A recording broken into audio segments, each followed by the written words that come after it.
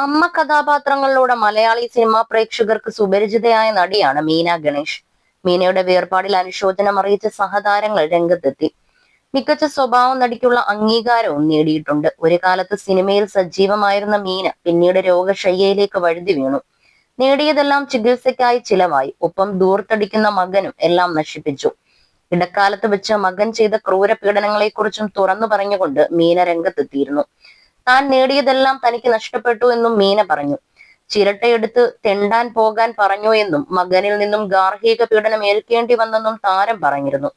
ഗ്രാമീണതയുടെ നൈർമല്യം ഉൾക്കൊണ്ട അഭിനേത്രിയെ തങ്ങൾക്ക് നഷ്ടമാകുമ്പോൾ അത് മലയാള സിനിമയ്ക്ക് തീർത്താൽ തീരാത്ത നഷ്ടമെന്നാണ് ആരാധകരും സുഹൃത്തുക്കളും പറയുന്നത്. മീന ഗണേഷ് സ്നേഹം നിറഞ്ഞ ഒരു അമ്മയായിരുന്നുവെന്ന് മധുബാലൻ കുറിച്ചു. അഭിനയ ചിത്രങ്ങളിലെല്ലാം അവർ നിറഞ്ഞാടിയിട്ടുണ്ട്. അതൊരു കുഞ്ഞു വേഷമായാൽ പോലും അവരുടേതായ ഒരു സ്ഥാനം അറിയിച്ചിട്ടുണ്ട് എന്ന് മധുബാൽ പറയും. ഗ്രാമീണതയുടെ നൈർമല്യം ഉൾക്കൊണ്ട അഭിനേത്രിയായിരുന്നു മീനയെന്നാണ് സംവിധായകൻ വിനയൻ പറയുന്നത്. 81 വയസ്സായിരുന്നു അന്തരിക്കുമ്പോൾ നടിയുടെ പ്രായം. ഇന്ന് പുലർച്ചെ ഷൊർണൂർ PK ദാസ് ആശുപത്രിയിൽ വെച്ചായിരുന്നു അന്ത്യം സംഭവിച്ചത്. മസ്തിഷ്കാഘാതം സംഭവിച്ചതിനെ തുടർന്ന് കഴിഞ്ഞ 5 ദിവസമായി ചികിത്സയിലായിരുന്നു. 200-ൽ പരം സിനിമകളിലും 25-ൽ പരം സീരിയലുകളിലും നിരവധി നാടകങ്ങളിലും അഭിനയിച്ചിട്ടുണ്ട്. സഹതാരമായും അല്ലാതെയും ഒരുവിധം എല്ലാ വേഷങ്ങളിലും തിളങ്ങിയ താരമായിരുന്നു മീന ഗണേഷ്. സിനിമാ മേഖലയിൽ പകരം വെക്കാൻ കഴിയാത്ത അതുല്യ വ്യക്തിത്വമായിരുന്നു.